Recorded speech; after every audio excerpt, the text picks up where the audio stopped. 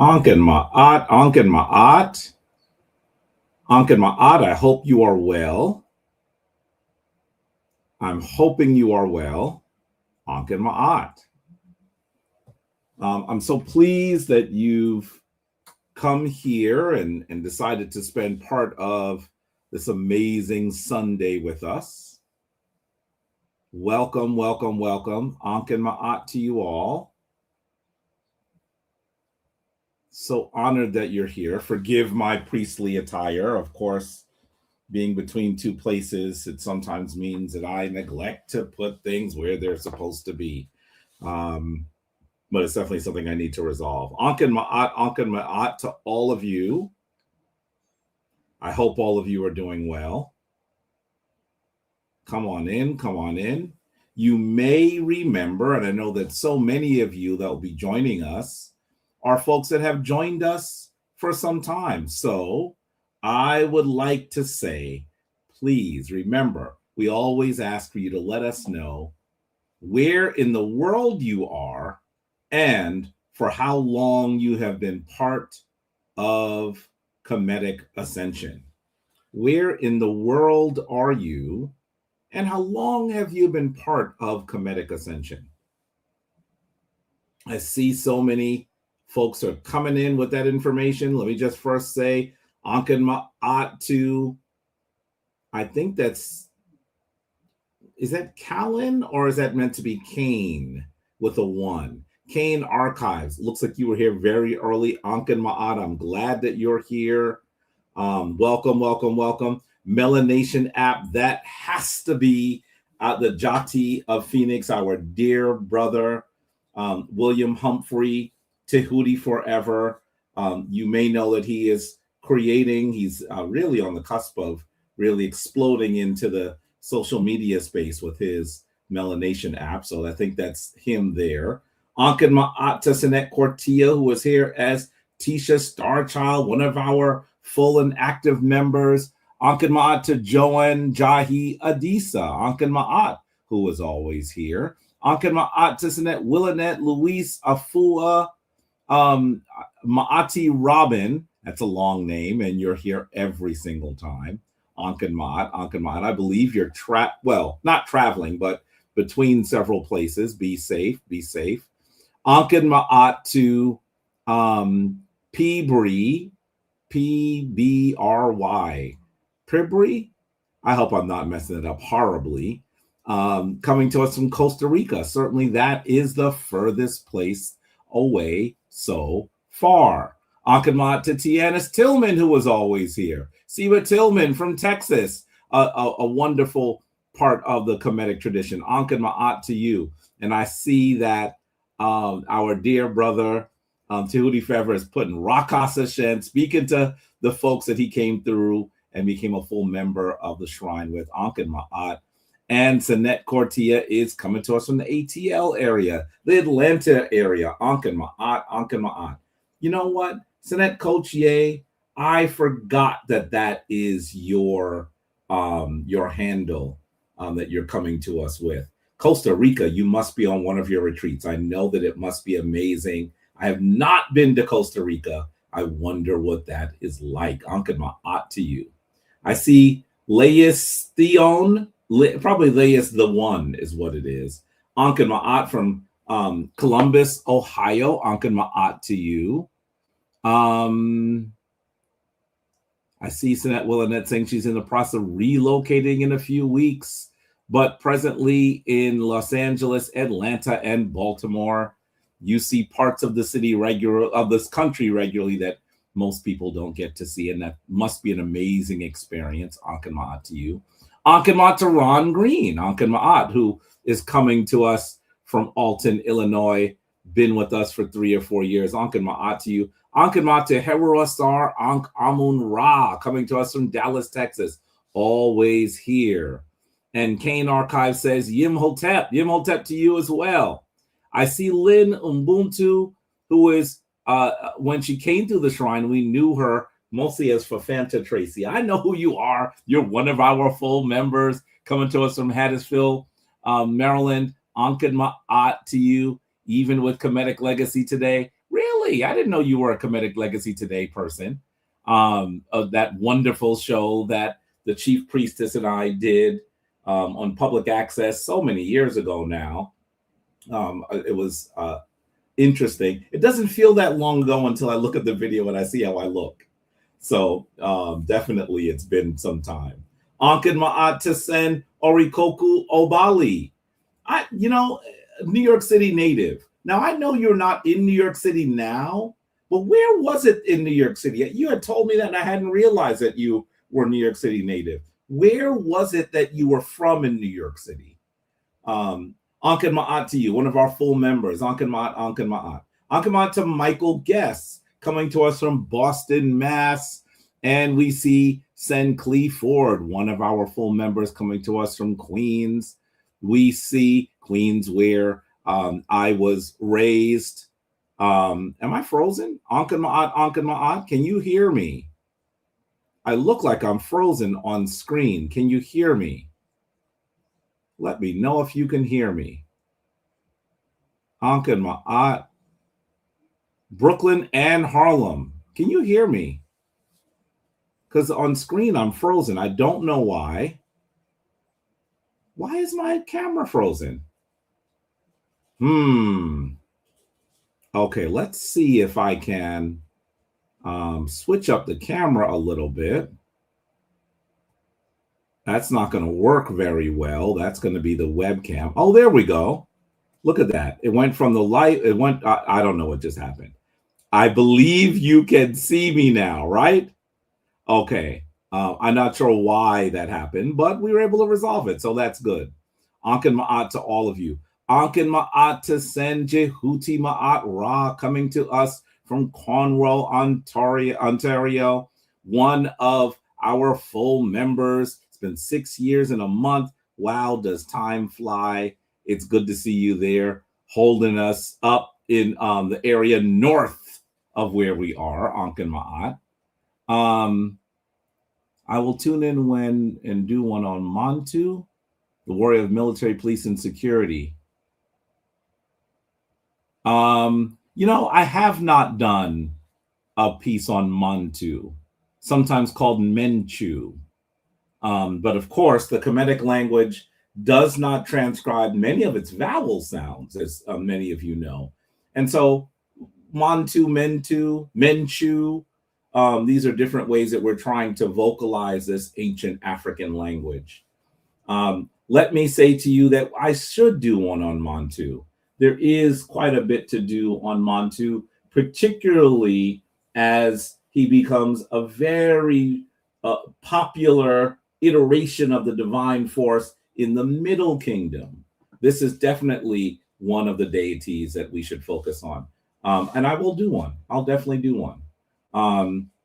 And perhaps when I do that one, you'll pop in and talk about what you've thought about with regard to Montu as well. One of the deities, sometimes we say he's a warrior deity, a protective deity, the deity that assisted one of our most important rulers to put Kemet back into order. Very, very good. Okay. Willinette, Efuamati. Yes, okay. I'll try. Listen, whenever you all ask me to do something, and there's so many of you, sometimes I have the full intent to doing it and just don't remember. I will try to remember to call you Efuamati. Sinet Efuamati. Wonderful, wonderful, wonderful. I'll try. Ankin Ma'at to Taseti. Ankin Ma'at been with us for about 5 years. Been following the Shrine of Ma'at Efuamati since COVID-19. Yeah, and that is fast becoming part of our rear view, which is amazing because so much has happened since then. Ankin Ma'at to Aten-Ra, one of our full members. Ankin Ma'at, one of our full active members. Ankin Ma'at. Ankin Ma'at to Universal Lighthouse, coming to us from the DMV area. Trying to peek at that little tiny picture to see, because I know I remember that handle. Trying to remember who you are, because I think I know you as another name. Ankin Ma'at. Ankin Ma'at to the corner, Clint from Fint, out of the Great Lake state of Michigan. Ankin Ma'at to you. I think you've been here for a long time under a different handle. Welcome, welcome, welcome. We see Blissfully Evolving 22. We know that is one of our full members, Sinette Cheryl. I did remember that today. Sometimes I come in and I say, don't I know who that Blissfully Evolving is? And definitely I know Sinette Cheryl well, just under a slightly newer handle. Coming from Houston. How is Houston right now? New York City reached nearly 90 degrees this week, but then it's supposed to be a little chillier again since we're in early spring. What is Houston like these days? We see Angelique Gar, Ankin Ma'at from Dallas. I see Latia. I think that's you again under your other Facebook handle, Sinette Cortia. Ankin Ma'at to you. Sue's the beloved Miss Carter, Ankin Ma'at. This is, I'm finally getting to where all of you are letting me know you could hear me. Dua for that. Ankin Ma'at to Aset Isis, Ankin Ma'at. Ankin Ma'at to send Gaston Bryant, who is close to the Jati of Phoenix. Ankin Ma'at to you. I hope all is well. Coming to us from Bennu or Phoenix. Ankin Ma'at to send Jason Holmes, who is coming to us from oh goodness. Now I'm going to forget where you're coming to us from. That is terrible. When I think of Send Jason, I think of East St. Louis. And I know that's where he hails from. But that's not where he's at. And right now, I'm not remember where you're actually at right now. Refresh my memory. Ankin Ma'at to you. I hope all is well. One of our full and active members. How are you doing? How are you doing? Ankin Ma'at to King Abner, coming to us from Los Angeles, California. Ankin Ma'at to Sister Benita. It's always good to see you, Ankin Ma'at. And we see the chief, the Fonte chief, Ronald Garrison. That's Kwame Ron. Ankin Ma'at to you. It's so good that you're here. I hope you're doing well. And I hope that everything is going well out in Ohio. Hope everything is out there. I think you're in Ohio right now and not in Ghana at the moment. Ankin Ma'at to one of our priests, Hemnetter Jamar, probably coming to us from Strong Island. How are you? I hope you are well. Ankin Ma'at, Ankin Ma'at. Ankin Ma'at to Abut Seshat, coming to us as Shrine of Sekhmet. Ankin Ma'at. Sister Benita says she kept calling this young man you used to watch Jabari yesterday, but his name is Javorius. I've never heard that name Javorius before. Interesting name. And sometimes when you get somebody's name wrong, I know it has happened to me. It has gotten into my head and it's burrowed in and you're trying to get it out. Oh boy, I know what that's like.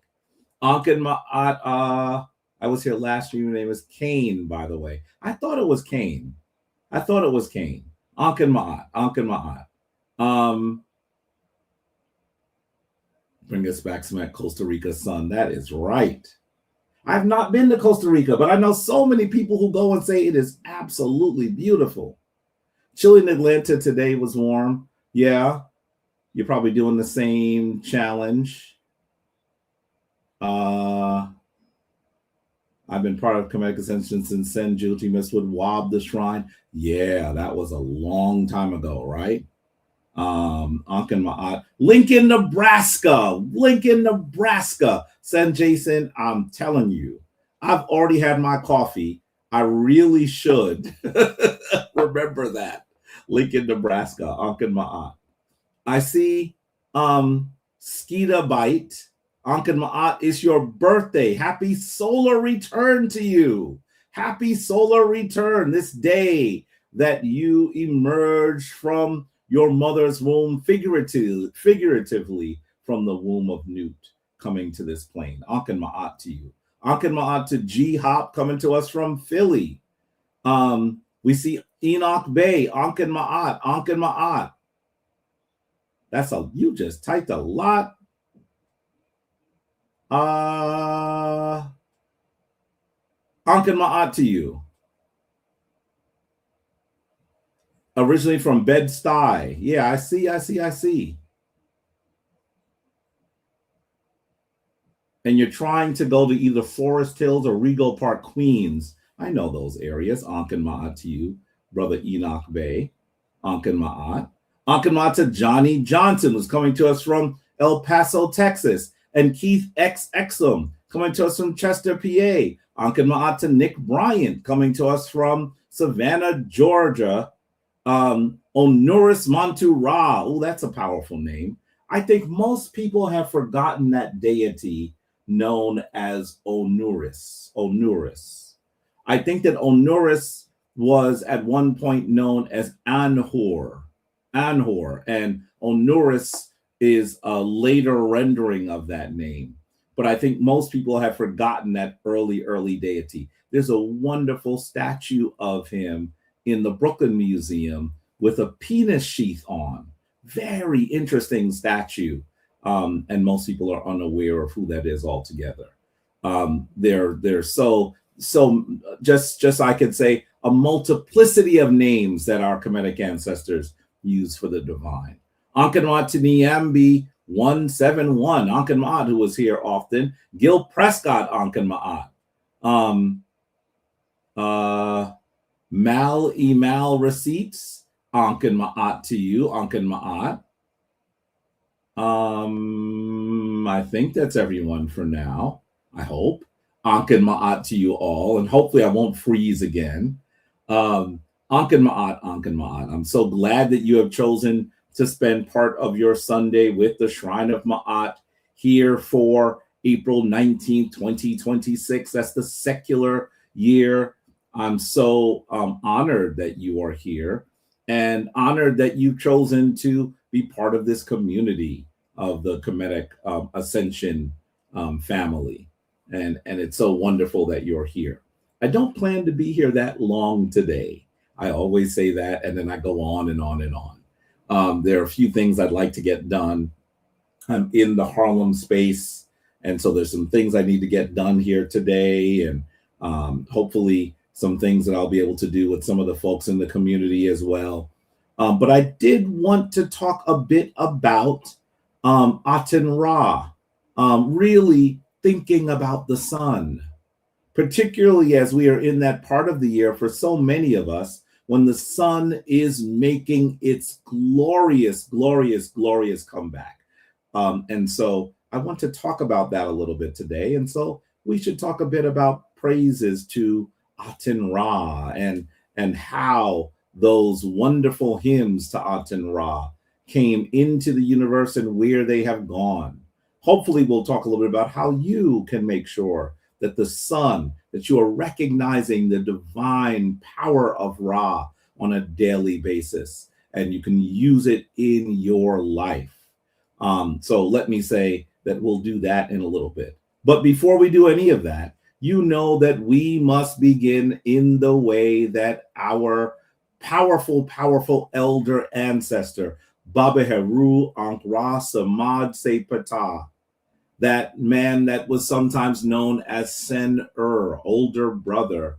I would actually be remiss if I didn't say we should start in that manner. So, you know the drill.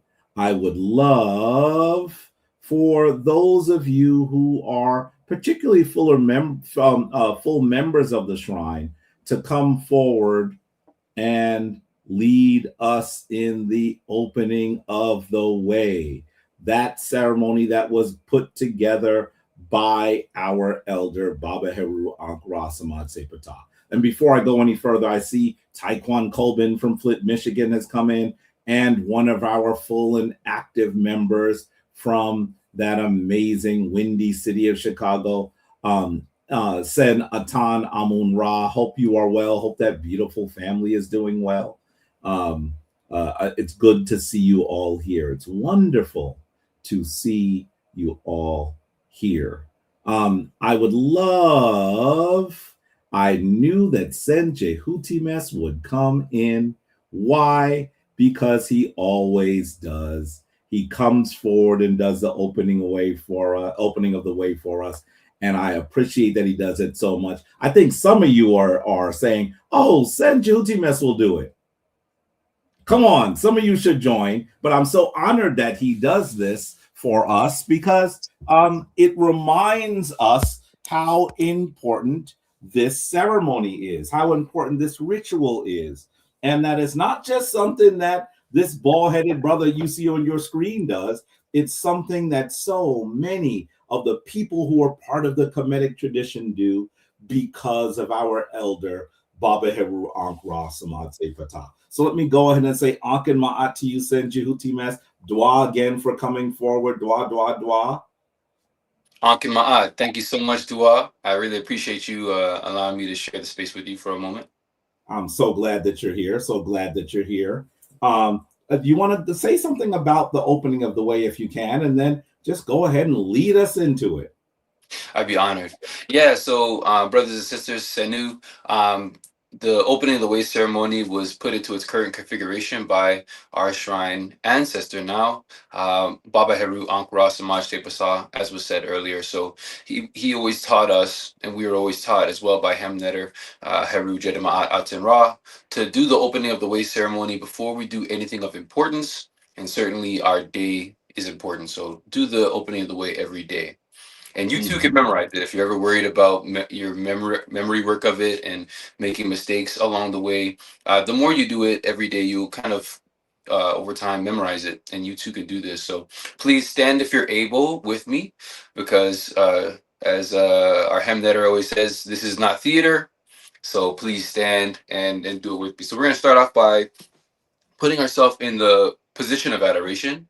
So our left foot is going to be slightly forward, our right foot is going to be slightly back. Our hands and palms will be extended in front of us with the left hand slightly in front and the right hand slightly back. So I'll turn to the side for a side profile. That's about the depth. You'll notice the wrists aren't broken, but just bent ever so slightly. And this is going to be called the pose of adoration. We're going to start by taking our divine everlasting breath, and then we're going to chant the word Ankh. Take your divine breath. Oh.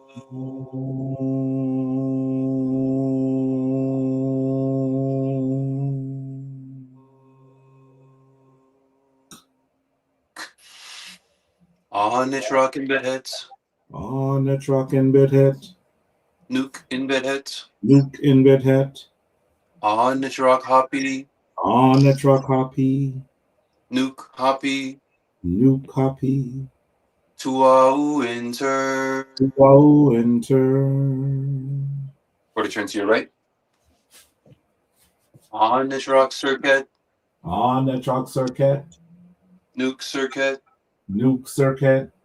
On its rock kebsenuf. On its rock kebsenuf. Nuke kebsenuf. Nuke kebsenuf.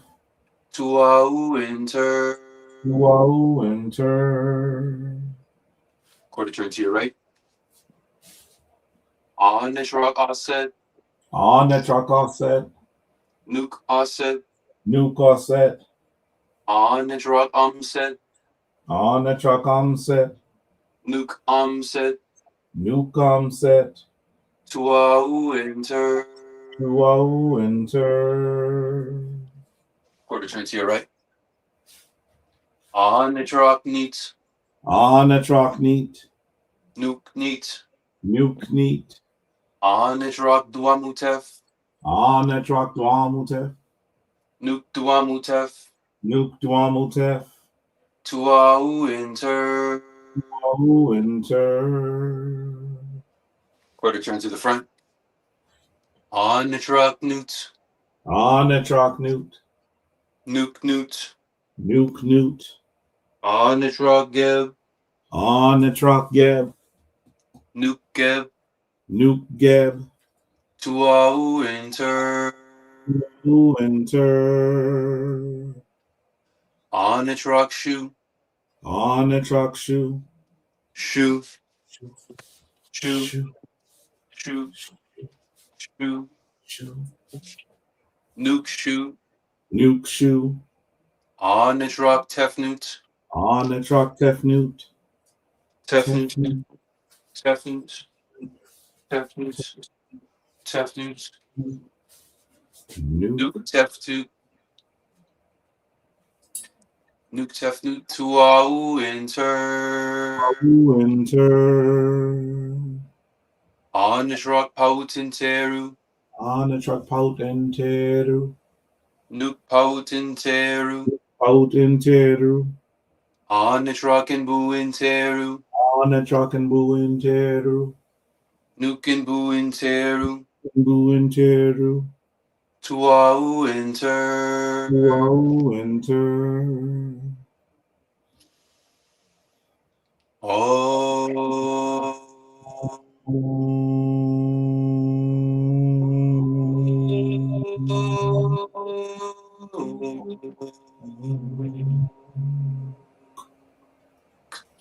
Tuau Winter. Tuau Winter. Dwa, dwa, dwa. Dwa for leading us so ably every single time. Dwa, I'm so honored that you're here to do this. Dwa, dwa, dwa. What are you looking at? What do you have there? You talking about something you're reading? Go ahead. Yeah, That's a you know classic. what? Something was on my consciousness to share with you, Senu, brothers Classic. and sisters. This is going to be a book called The ISIS Papers by Dr. Frances Yeah. Cress Welsing. And why I'm bringing this up is because although the book was written some time ago, rest in power to her, she was striving for something like this in her own way. She was, if she knew that Kemetic Ascension was happening, she might be doing the opening of the way with y'all right now. So I definitely recommend this book. And lastly, if you would like to hear a little bit about how I do my Kemetic ritual every day, which is in line and in congruence with the Shrine of Ma'at, feel free to send me a DM on Instagram or Facebook under the same name of the handle you see on your screen. I have a nice PowerPoint where I break it down and I make it palatable for you. So tuau. You should come in and do it in Kemetic Ascension. Yeah, I'd be happy to. Yeah, maybe next Kemetic Ascension, we just give you a moment to really talk about that a bit. I think that one of the things that we should be trying to do is figure out how practitioners of this ancient African tradition live normal lives, right? I mean, when you see folks that are doing things that have lives but are still finding ways for divine balance, I think that that is really important. So we should do that, definitely. I'd be honest with you. I'm not sure the time, if it would be an hour, if it would be 2 hours long, the PowerPoint. So that's why I don't know if Kemetic Ascension would be the right time slot. Right. But definitely we go over the opening of the way. We go over 42 negative confessions of Ma'at. We go over what colors to wear on what days and what prayers and these kinds of things. So it's kind of in depth. So. Yeah, that'd be wonderful. We'll have to find time to do it. And if it needs to be a part 1 and a part 2, we can do that too, Right. Yeah, we can definitely do that. Yeah. Dua once again. Dua once again for always coming forward. And I have to say, it's always wonderful when people mention Dr. Frances Cress Welsing. She was so far ahead of her time when she was bringing forth those things and really forcing us to think more critically about the society that we live in, that we struggle in as people of African descent. And sometimes because of those daily struggles, it's hard for us to take like the 30,000 foot view, right? To say, well, what is really happening?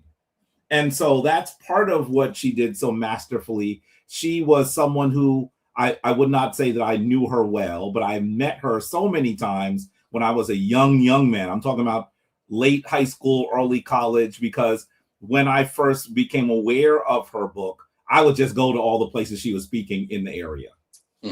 And I would ask her, if there was a fly on the wall or a small camera and you could hear the questions I was asking her, you'd be like, what? That kid is crazy. Because I had so many questions and it was so clear to me that she was one of those powerful warrior scholars, right? One of those folks that was not just doing the work in the community and supporting so many young people like myself, but also thinking on a very high level. So I had all kinds of questions, and she would just give me as much time as possible until the people behind me were like, like, oh, dude, I want to say something to her too.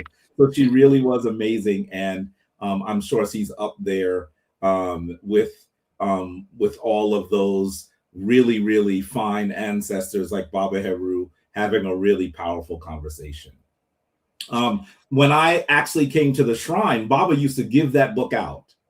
Wow. So very clearly he knew her and recognized that there was a real divine symmetry in what she was talking about and what practitioners were doing. So yeah, it was he had a big stack of them. For those of you who had a chance to go see Baba regularly, Baba would just buy stacks of books and give them away. That's what he used to do, and that was one of the early books that he gave away. And you know, it was really, really important that folks like Dr. Welsing, Cress Welsing, were able to do that at the time that they did. So Dua for bringing her name into the space again. Were you going to say something? Go ahead. If I could just say two things and then I'll yield. The first thing I'll say is because our Hemnetter is, as a good Hemnetter, selfless, he's going to be focused on other things, the greater theme, the Necharu, not talking about himself. I want brothers and sisters, the Senu, to remember that he wrote a book, 7 Little White Lies, The Conspiracy to Destroy the Black Self-Image. If you have not read this book, please write this down. Okay, maybe someone could write the title in the chat. Maybe I'll do it after I come off the screen. And consider getting a copy of the book wherever you can and supporting it. In the book, it will blow you away if you haven't read it. I have a PowerPoint on that book and all books that I read. So it's another thing you can send me a DM for if you want a truncated version of the highlights I took away. And then lastly, if you could speak about how folks can support the shrine, because I know you say you don't do this for money, but it costs money to do it. I would really personally be waiting for a PayPal. I know there's other options, but if there's a PayPal for the shrine, that would be best, that I could start supporting regularly again. There is a PayPal. If you just go to the email jed@shrineofma'at.org. Okay. You should be able to I should have put PayPal in front of that. But that's the best way to do it, via PayPal. Okay. And then for Cash App, know that it's $Ma'at Shrine is the way that you can support us. And I always forget, Dua, because I always forget to say it in Kemetic Ascension. And it does cost something to do what we do.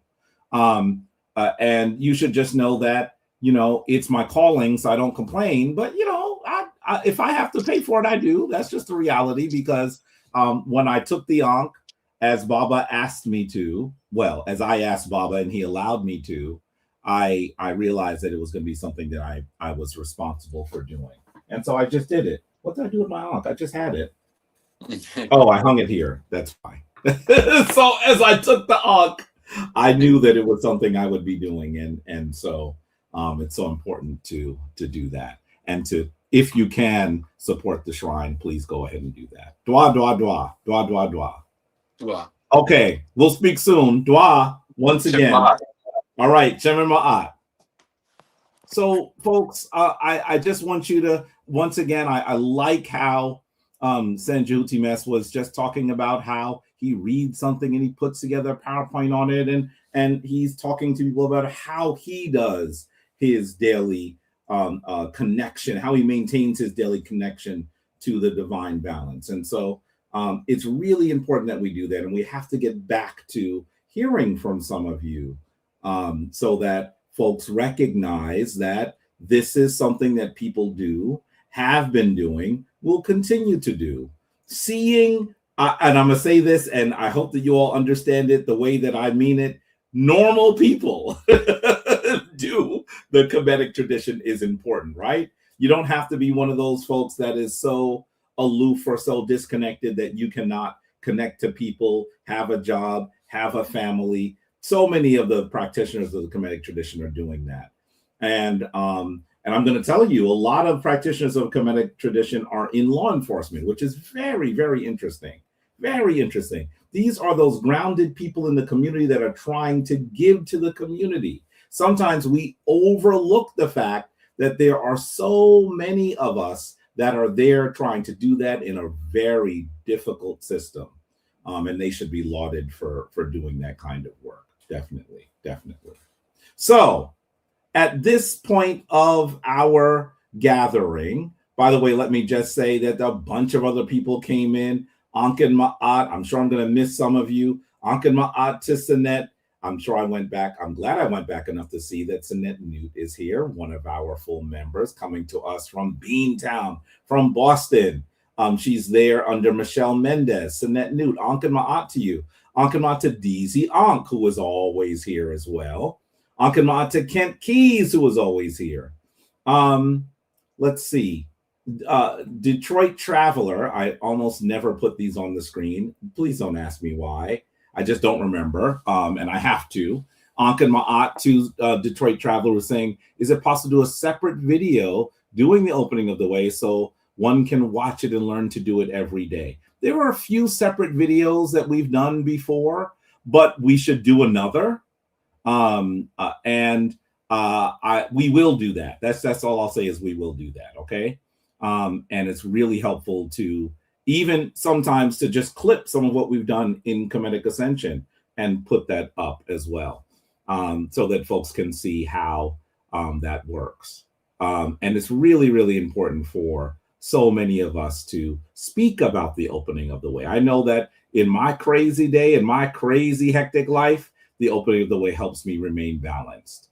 And so I'm hoping that so many of you will take that tool out of your spiritual toolbox and use it, because you'll find that it gives you greater balance, greater clarity, as I think what it gives to me when I do the opening of the way daily. So I see the Schaefers, that wonderful couple in Kemet is actually here. Ankin Ma'at, that talented couple. We are going to listen to one of their incredibly mastered and performed Hessis today, as we talk about Ra. Ankin Ma'at to Sinet Tone from Shechem Ra Kepra, one of the full members of the shrine, active members. Ankin Ma'at to you, dear Sinet. Ankin Ma'at to Jaman, who's coming to us from London. I think you might be further away from the furthest away for us today. Ankin Ma'at to you. Sen Jaman, you said so many Rasta wearing the Ankin, said the Ethiopian cross. This interests me as to how the Bible fits with the Rastafarian doctrine of today. You know, I actually had lots of conversations about this, and I certainly would not consider myself an expert. I've never practiced Rastafarianism, although over the years it has been of interest to me for many, many years, since the 1980s when I was first coming into what we would call consciousness. I remember that some of the people who lived in my community, who worked in my community, who were active in my community, who were conscious, who were reading, who were practicing, who were concerned about health, those people were the people in the Rastafarian community. And I spent a lot of time in Brooklyn with them. And in fact, one of the people that I grew up with was my cousin, who was born 1 week, he's 1 week older than me. My cousin, his name was Brian at the time, he ended up being Rastafarian. And so as he went around Brooklyn, as he still lived in Brooklyn at the time, and I was in Queens, I would go with him and we'd be all over Brooklyn with the Rastafarian community. As I became a historian, I became critical of some of the things I heard some of the average Rastas saying, but on the same token, I understood that the underlying tenets that they were describing were in divine balance, and very, very important. And I remember Baba would always say to me that, for example, one of the Rastas that he was very close with was that dub poet known as Muta Baruka. Muta Baruka. I think I still have the recording of the interview that they did, and I haven't aired it in a long time. I probably should air it again, put it up again. But Muta Baruka, he said, was a Kemetic Rasta. He always said that. And I would say, Baba, how could there be a Kemetic Rasta? And he said, he would always say, beloved, don't ask me, but they have the right to define themselves. And I got a chance to spend some time with Muta Baruka and came away and said, yeah, he's a Kemetic Rasta. So it was very clear to me that Baba was correct, that there were people who were Rastafarian, who lived the life of Rastafarianism. Because Rastafarianism is not as much about a book as it is about practice, just like the Kemetic tradition is not as much about a book as it is about practice. And so I think that's probably the way I would describe it. Hopefully that makes sense. I hope that makes sense. Ankin Ma'at to send Rich Douglin, one of our full members. I believe he's still coming to us from Queens. Ankin Ma'at to you. Ankin Ma'at to John Jones. The Pa said she beat me in a debate. Is that true? I would love to know what debate that was because maybe she's talking about another Jabari. And, I have not been on Sonetta very much. So people say all sorts of things when you're not around. And so I would love to know what debate she thinks she beat me in. That would be a lot of fun for her to say that. She needs to know that I am going to, there's no reason why I'm not on Sonetta other than being busy and doing things in my life that preclude me from spending time doing that. But you should know I'm going to pop up again. I will be back with Sonetta, my good brother. So it would do her well not to say those sorts of things because I will appear. Money cryptocurrency. Why don't Kemetic brothers refer to us as the original people as Elijah Muhammad did? Many exonyms. I don't know. Maybe we don't use that particular term, but definitely it is clear that we are talking about those people who peopled the world and gave civilization to the world. That's probably the way you hear me say it. But definitely we would be in no disagreement with the fact that it is Africa that is the home of all humanity. And unfortunately, the youngest of those people who moved away from Africa have sometimes done things that are quite destructive to the African legacy. But definitely, we would agree that it is Africa that is the original homeland of all human beings, that it is Africa that gives civilization to the world. Ankin Ma'at to Curtis Penn and Ankin Ma'at, exonyms like Africa, Egypt, Ethiopia. Original people are transcendent. Sure, no disagreement. No disagreement whatsoever. Ankin Ma'at to Born Rosh Shine. Ankin Ma'at to you. Why? John Jones says, why do I want to be from Kemet so bad? You might have actually heard me say that I actually am from Brooklyn in Queens. You did not hear me say I was from Kemet. My spiritual tradition is from Kemet. I'm getting the sense that you might be trolling a little bit, but I want you to hear that even if you disagree, you are welcome as long as you remain respectful. And so that's very important for you to recognize. I don't want to be from Kemet. My spiritual tradition is from Kemet. And I would love for you to listen carefully so that you don't say things that are so poorly rendered. Because in that instance, you're kind of just embarrassing yourself. Mutaburuka was in the Sankofa movie. Yes, he was. John Jones say, hey, I'm in New York. Also, how much do you charge people to join your shrine? We don't charge people to join our shrine, as you know. Many of our full members join the Shrine of Ma'at for absolutely nothing. And you should know that. And perhaps what you should do is that you should listen to the folks who are here. There's so many members who are here and so many people. There is a training program. There is a cost for the training program, but there are scholarships that are liberally given for both folks who come in. If they say that they're unable to pay, we will never let money prevent people from being part of the Shrine of Ma'at. We never have and we never will. And so just please understand that. I'm hearing people go at your priesthood. Yeah, sure. I'm sure there are people who do that. And Napa says she's an HOK champ. You never were. Yeah, okay. All right. More indeed. Gnostic boo. Are you seeing a lot? You're beginning to see a lot of Christians wearing the Ankh. Is that consciousness or is this hypocrisy? I would say to you, dear brother, that Christians wore the Ankh before we saw the cross. I don't know if you realize that. It was often called the Crux Ansata, and in one of the oldest manuscripts of Christian text, there is actually an Ankh in it. I think that is important for us to recognize that the Christian tradition grew up out of the cradle of ancient Kemet. So, why do you cosplay dressing like you're in Kemet right now? Does this outfit look like it's from Kemet? Actually, this is a West African outfit. John Jones, you're embarrassing yourself. Stop typing and listen. Stop typing and listen. And if you're not able to do that, we'll just let you go, okay? But definitely it's something that you should do. I think almost anyone in the chat could have answered the questions you asked, by the way. So it's really important for you to, and I'm not saying that you should, family. If someone is being disruptive, we can let them go. I can do that.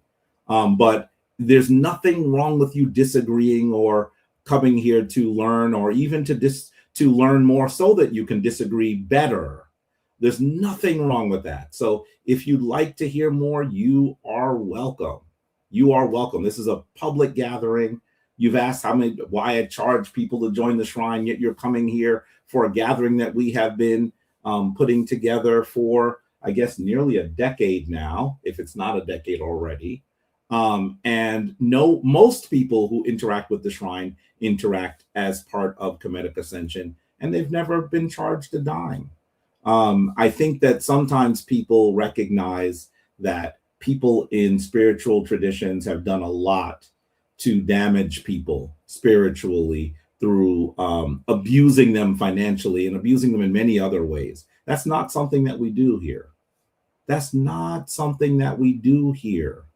So understand that is the case. I think that you thought that you might be able to use that as a got you, but it's just not true for this space here.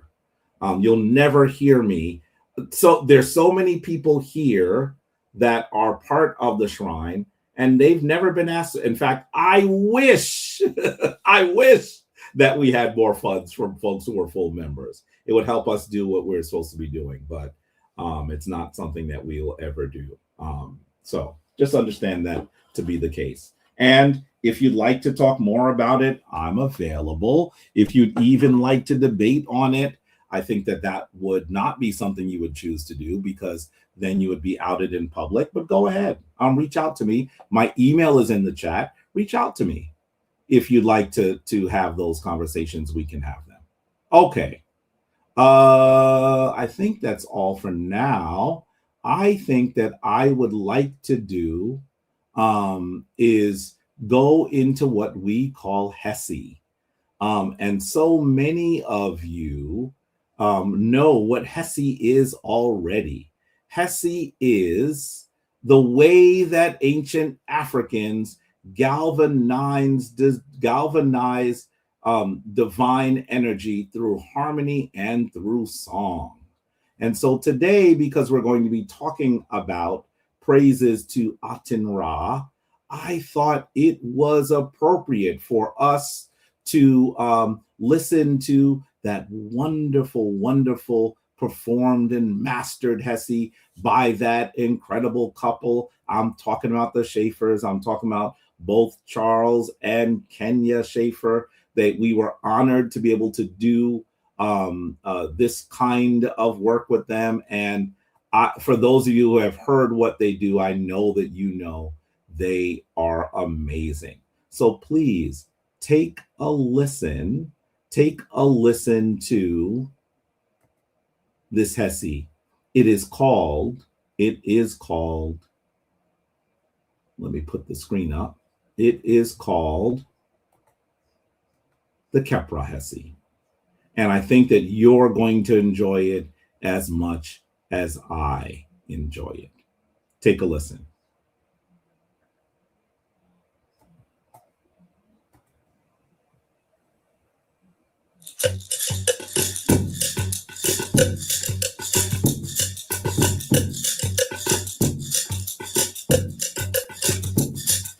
Kepra, Aten-Ra, Amen-Ra. Kepra, Amen-Ra, Kemetic, Aten-Ra, Amen-Ra, Kemetic, Aten-Ra, Amen-Ra, Kemetic, Aten-Ra, Amen-Ra, Kemetic, Aten-Ra, Amen-Ra, Kemetic, Aten-Ra, Amen-Ra, Kemetic,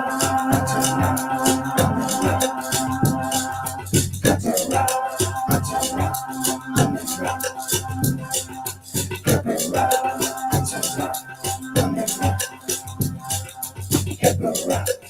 Aten-Ra, Amen-Ra, Kemetic, Aten-Ra, Amen-Ra, Kemetic, Aten-Ra, Amen-Ra, Kemetic, Aten-Ra, Amen-Ra, Kemetic, Aten-Ra, Amen-Ra, Kemetic, Aten-Ra, Amen-Ra, Kemetic, Aten-Ra, Amen-Ra, Kemetic, Kemetic, Amen-Ra, Kemetic,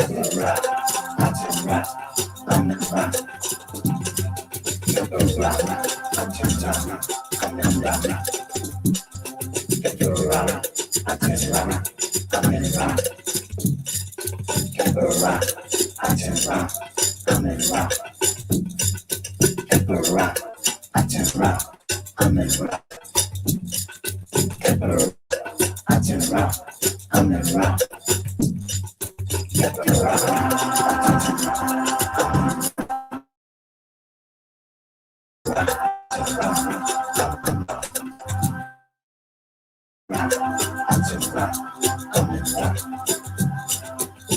Kemetic, Aten-Ra, Amen-Ra, Kemetic, Aten-Ra, Amen-Ra, Aten-Ra, Amen-Ra, Kemetic,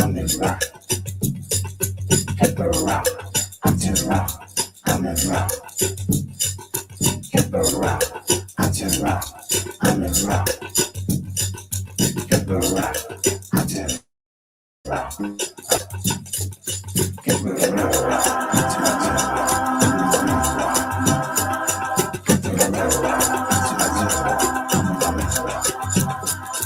Kemetic, Aten-Ra, Amen-Ra, Kemetic, Aten-Ra, Amen-Ra, Kemetic, Aten-Ra, Amen-Ra, Kemetic, Aten-Ra, Amen-Ra, Kemetic, Aten-Ra, Beautiful, beautiful. I truly, truly, truly enjoy this incredible Hessi. Niambi said the sound was breaking up. Was the sound breaking up? I'm so sorry if that was happening. I'm so sorry that that was happening if it was breaking up. I want you to know that sometimes we have some issues with audio, but it could be on your end. I just want to make sure if it was happening on for everyone else, please let me know so I can try to see if it's something I can remedy here. It was. I wonder why it was breaking up. I honestly don't know why it was breaking up. Well, something for me to play with. Let me go ahead and say to you that the reason why I thought this Hessi was so important is actually because it is describing the incredible movement of the sun. And our Kemetic ancestors actually described the sun in a multiplicity of ways. They recognized that the sun was that entity, was that a thing in our universe that allowed all life to exist. And so that was powerful. And they would say Kemetic as the sun coming out of darkness, Aten-Ra for the sun at its height, philosophically think about this as the sun in its greatest intensity.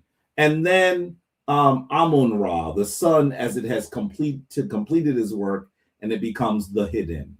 And so this is really, really the way that you can think about the phases of the sun, and philosophically the phases of our lives, the Kepa-Ra, the Aten-Ra, and the Amun-Ra. And so this incredible Hessi, I see 24 says, can you, for the sake of newcomers, can you please explain Hessi again? I did explain it. Let me, but maybe what I did is I used the word Hessi in context, and maybe it wasn't clear that I was defining it as well. Hessi is the way that Kemetic people would sing or chant. So in many ways, Hessi is gospel before gospel, right?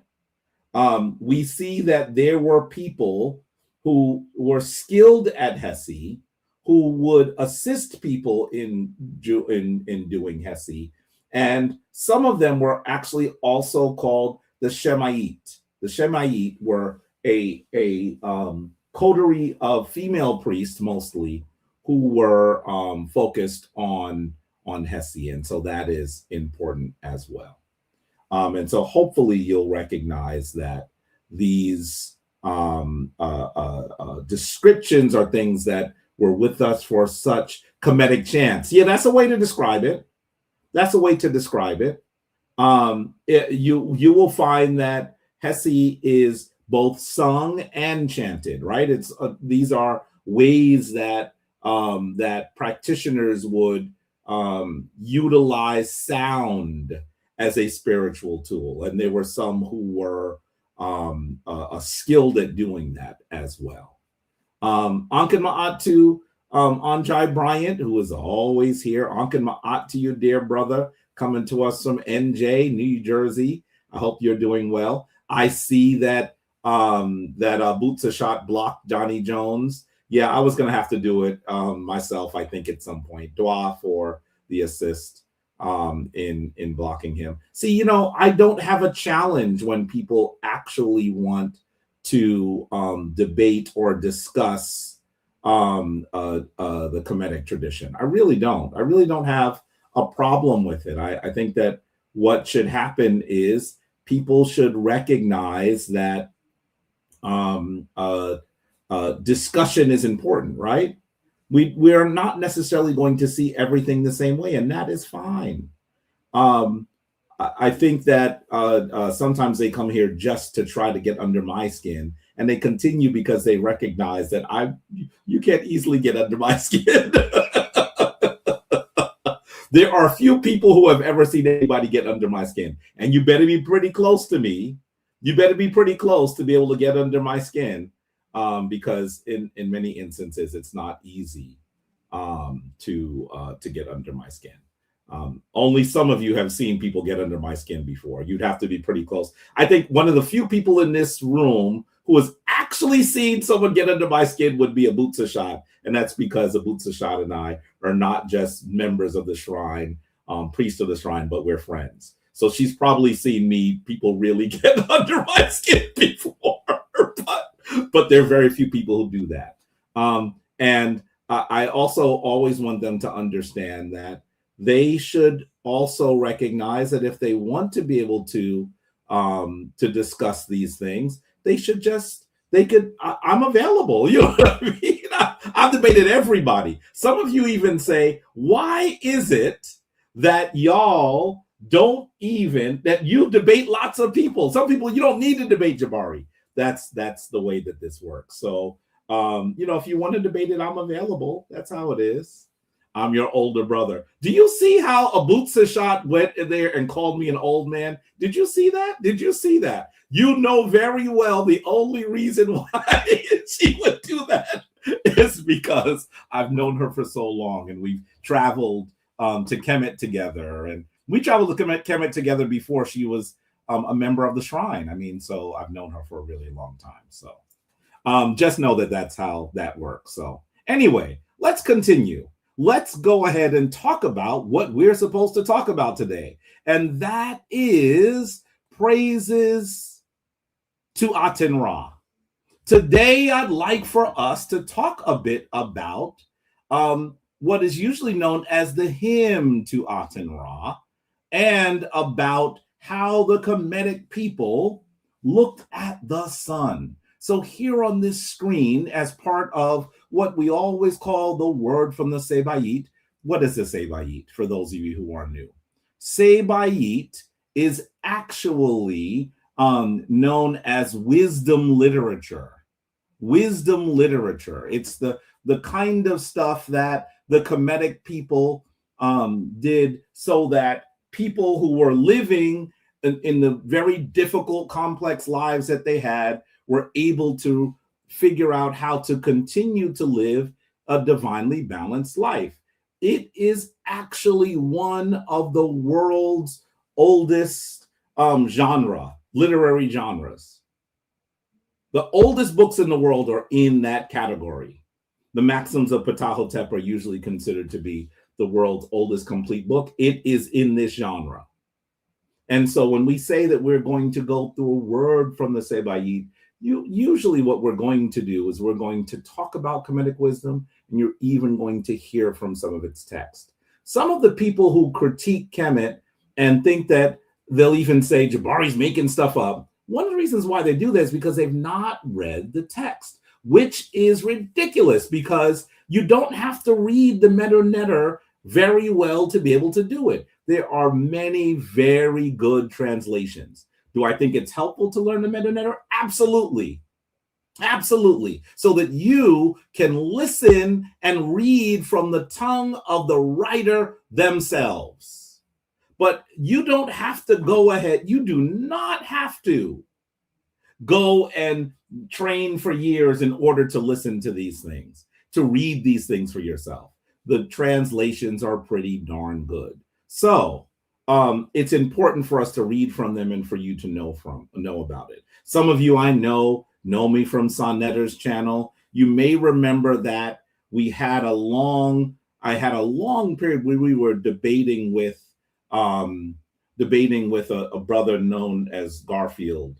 And I was talking to him, and I said to him that in the Kemetic tradition, Asar was known as the King of Kings, the Lord of Lords, the Prince of Princes. For those of you who were raised in the Christian tradition or are even familiar with the Kemetic, with the Christian text, you should know that these are titles that were very clearly described as titles for Jesus. And I had to basically wait and bide my time because I was almost jumping out my seat. If you look at the video, I'm like, and I started to interrupt him.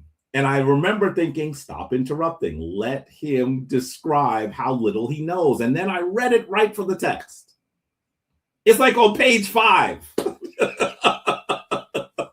Which tells us that so many people who are actually disagreeing or saying the things that they're saying, they really have not read those. They haven't read the text at all. They haven't read the text. And that's really one of the issues that people have.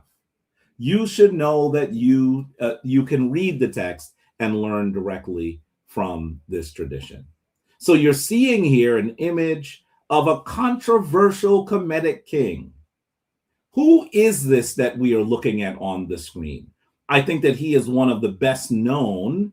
If people know, oh boy, if people know maybe 5 rulers, they know him. Yes, you can see that Cain said Akhenaten. Yes, this is the king that is sometimes called the heretic king.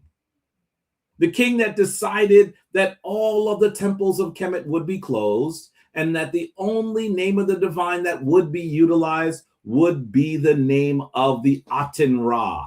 In the middle here, you are seeing the Aten-Ra. Do you see it? It looks like the sun, and it's coming down with these hands that are going particularly towards the nose of both Akhenaten and his queen, Nefertiti. And you'll even see that there are little ankhs on those hands. as they're giving them the divine breath. This is what you're seeing. This is what you're seeing. And so as you look at this, recognize that that is an image of the Aten-Ra. That is an image of the Aten-Ra. I believe that very piece you're looking at there is in the Brooklyn Museum. In the Brooklyn Museum. So now let me say to you, some of you are asking where you would find this particular text. I'm going to say to you that actually you can find it online. Look for the hymn to Aten-Ra. Look for the hymn to Aten-Ra. Okay? It might even be called the hymn to Ra, you might say. You might see it that way. So that's the way that you'll actually find it. Or you can look at that group of texts that are usually called ancient Egyptian literature. Who was the name of the editor? The editor is Miriam Lichtam. And if you find that text, you're going to see the hymn to Ra. If you want to have it in a compendium of other texts, all translated into English. Good translations. Do people that I know that are skilled in reading the Meta Netter, do they say that the translations are perfect? No, they do not. They do not. There are issues with some of the translations, but not so, the issues are not so egregious that you will not understand the text. Does that make sense? The issues are not so egregious that you will not understand. So it is important for you to read it. So let's talk about Akhenaten first. You should know that Akhenaten was the son of a very powerful Kemetic king. His name was Amenhotep III. Now, we add these numbers in the modern world so that people are able to distinguish one king with the same name from another. They are usually related, but not always. So, for example, those kings that bore the name Ramesses, sometimes we render that as Ramses in the modern world. Many of those people that had those titles did not actually, they weren't actually related to Ramses. In fact, the only two that I think, Ramses the Great, who was Ramses II, is related to Ramses I. It was his grandfather. But after that, Ramses III is not related to Ramses II. So you may recognize that, though that's the exception to the rule. Usually they're related, and they often have the same throne name. Now, every king in Kemet had 5 names, at least.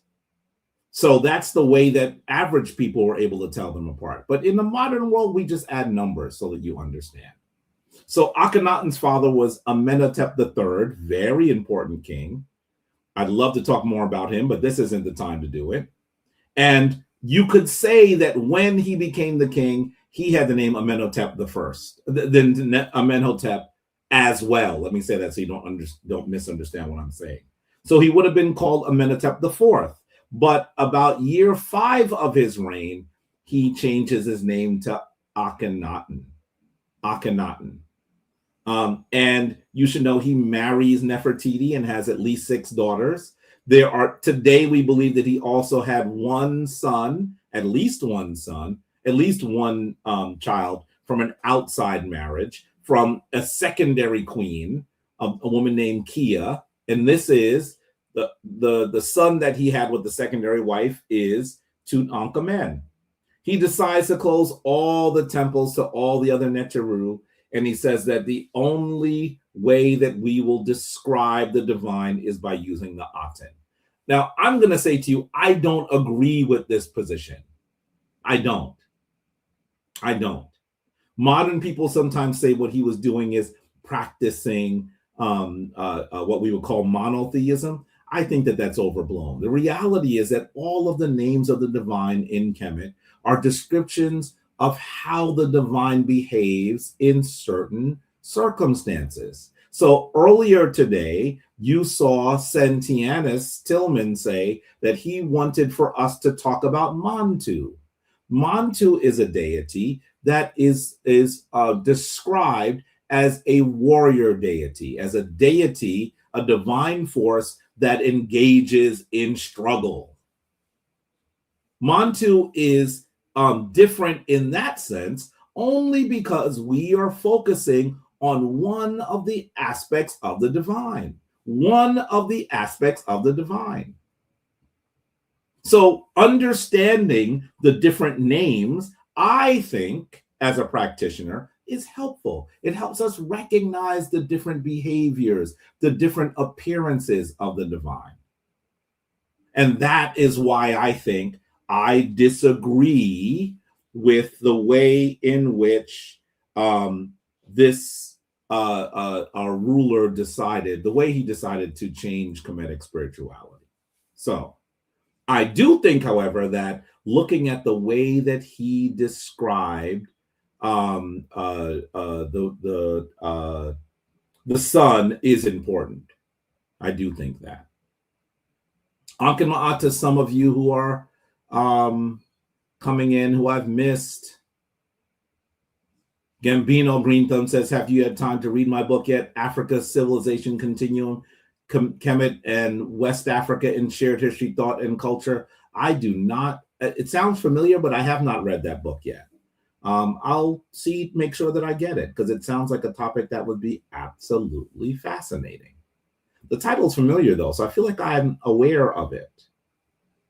And so I will definitely look for it and see what your take on this is. Just the title itself sounds like it would be an absolutely wonderful read. And you might destroy a whole night or two from me if I get caught in it. Sometimes trying to go to sleep is hard. I'm just sitting there reading, just so we'll definitely take a look at it. Okay. He ushers in an unusual artistic standard. Notice that the way that he is depicted, he has these very elongated features. Look at that face, and even this one where it looks like he has a belly that is pregnant, and his body even looks a little bit like he has a wider hips. It is believed that this image was meant to represent fertility, but we don't positively know exactly why he depicted himself in this manner, but we know that the way that he depicted himself is unusual for Kemetic spirituality. He also moves the capital from Waset, the place that today we call Luxor, to a place called Aten, the horizon of Aten.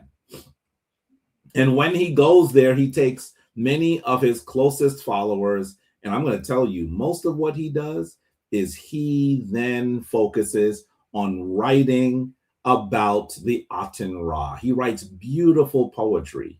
We'll hear some of it in a little bit.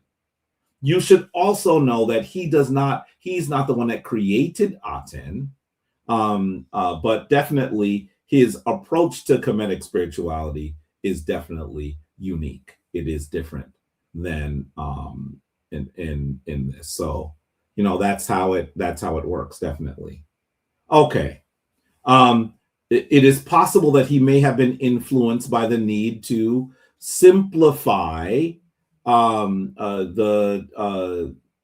Kemetic spirituality, because at the time that he becomes king, you should know there are so many individuals in Kemet who are not from Kemet, who have come from other places, and I'm sure that Kemetic spirituality might have been confusing to them.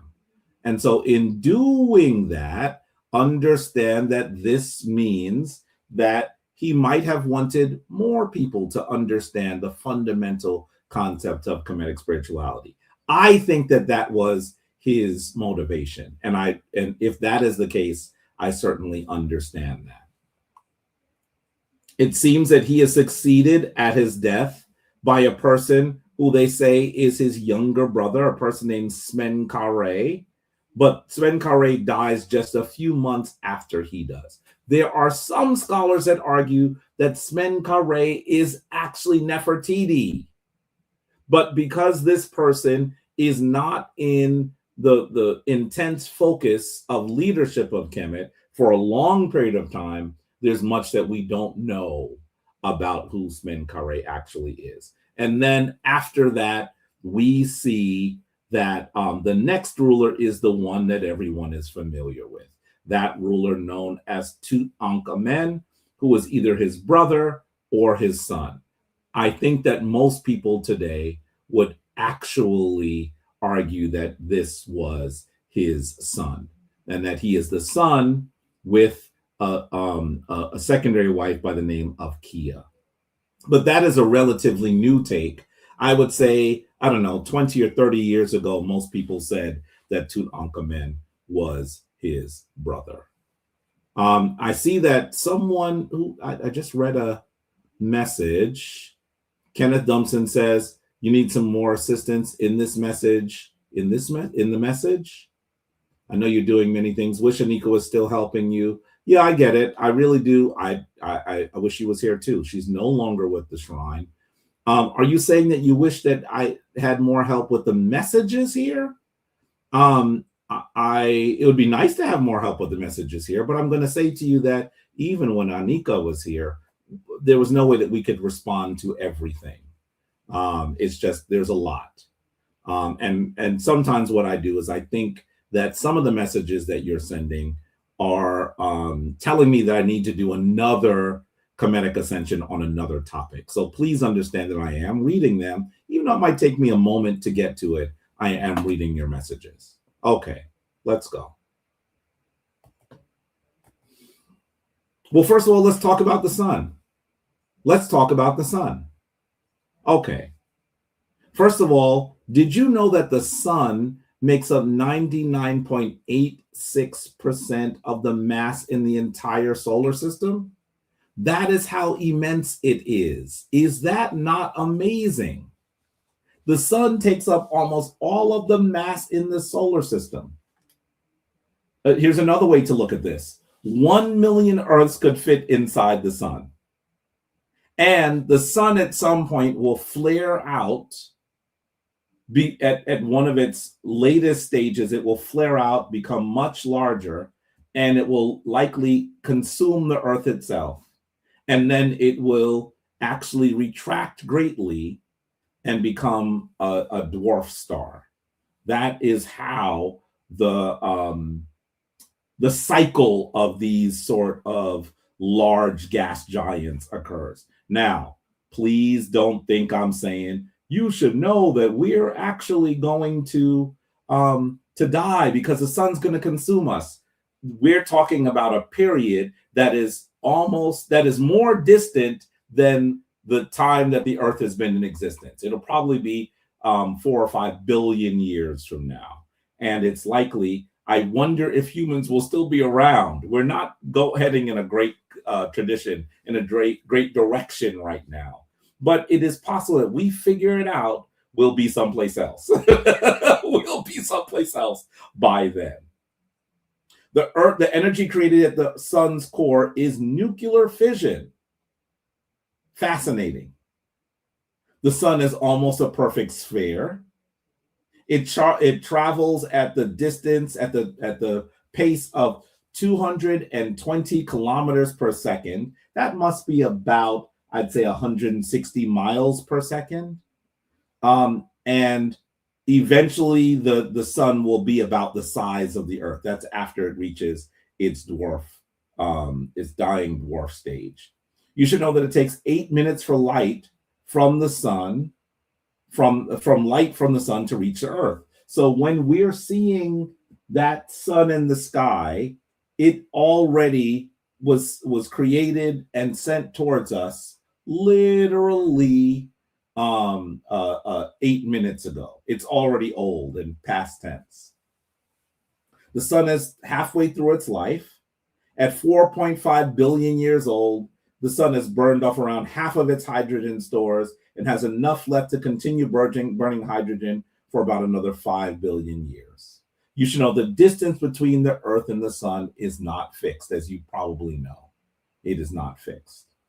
So those are just some interesting facts, I think, that you might find interesting about this incredible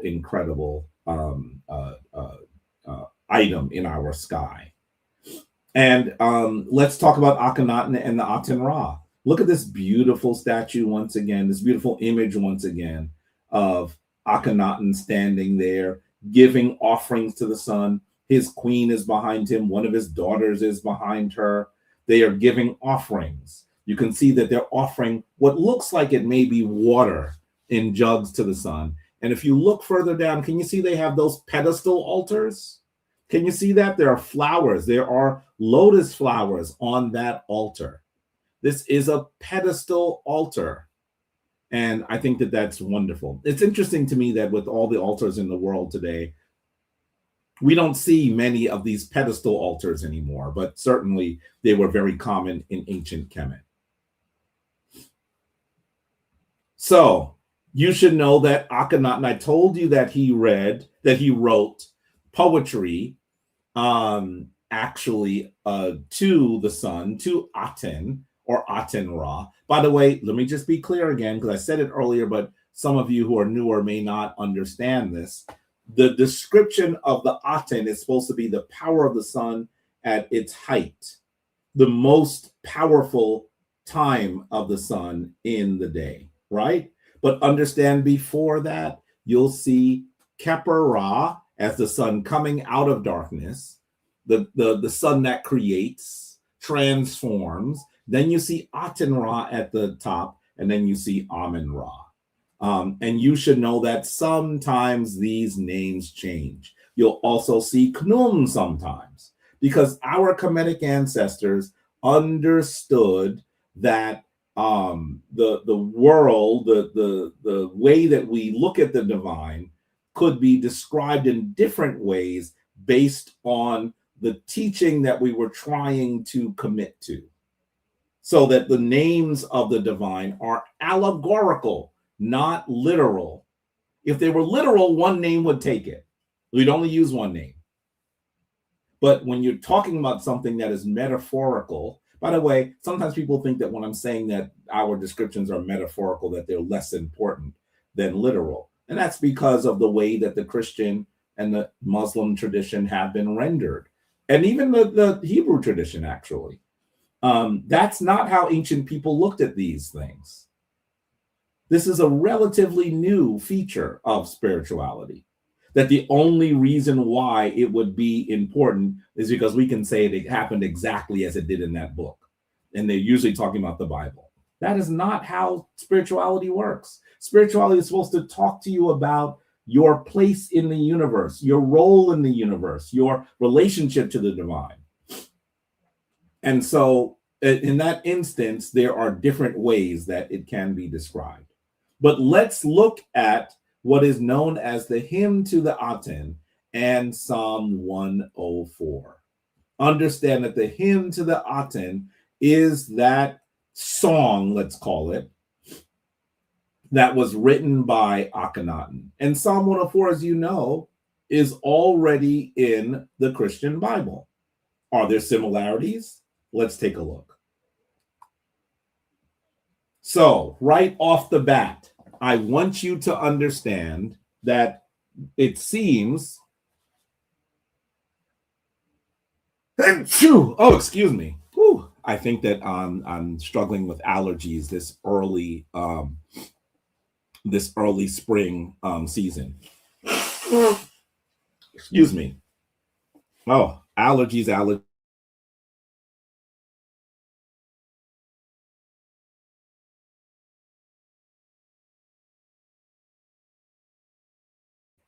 Oh, excuse me. Had to do something with my nose before continuing.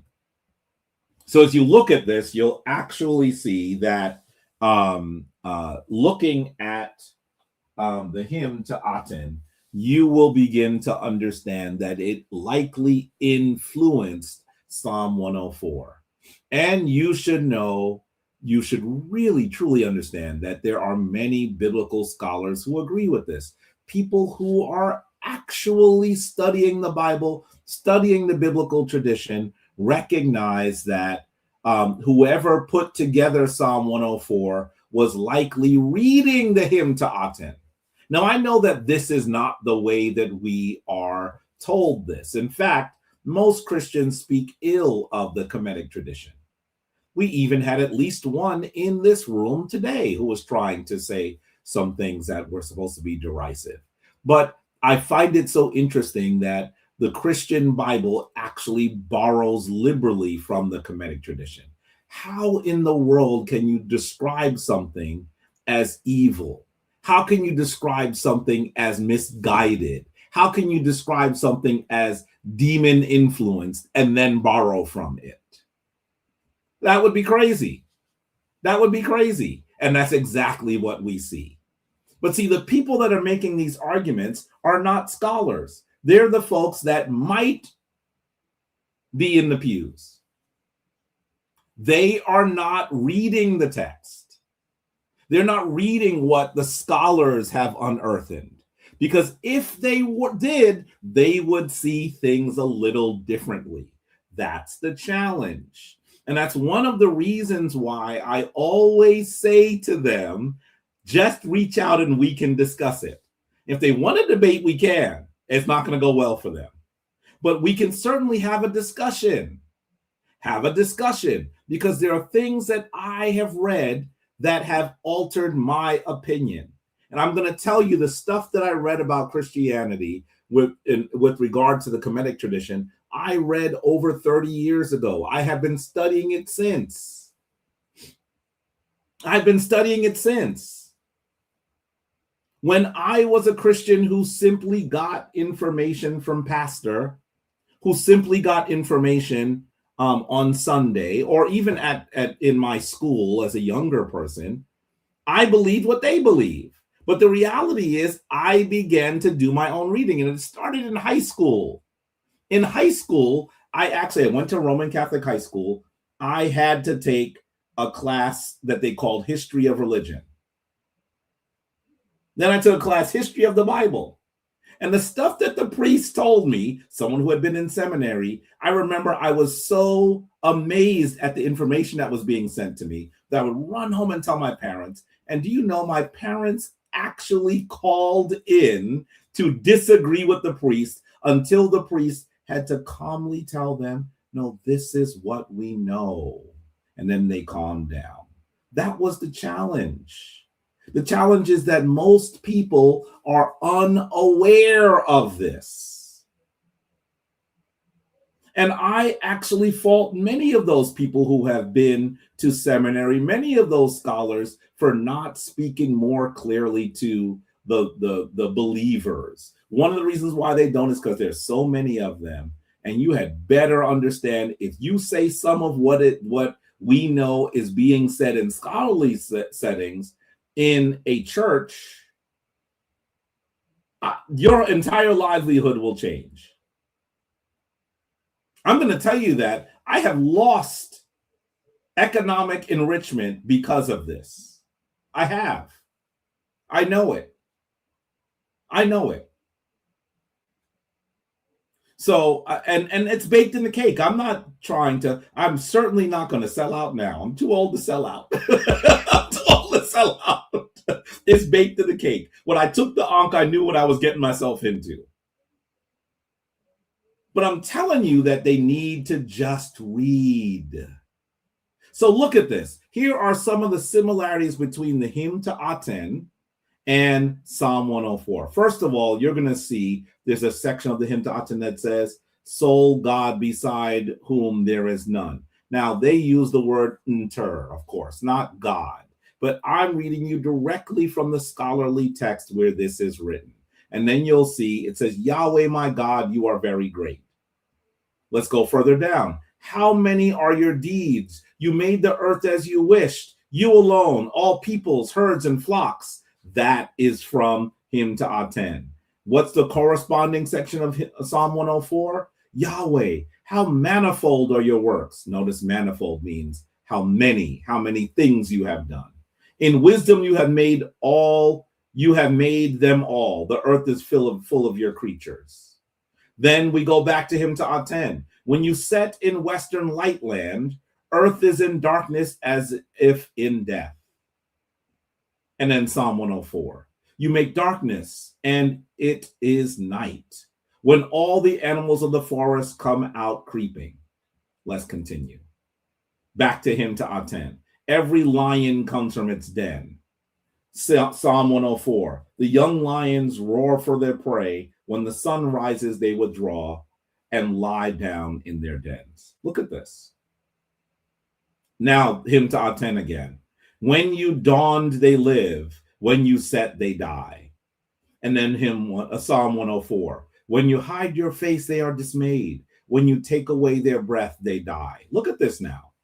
Now, clearly they're talking about God or Yahweh, but notice that they're describing the Son.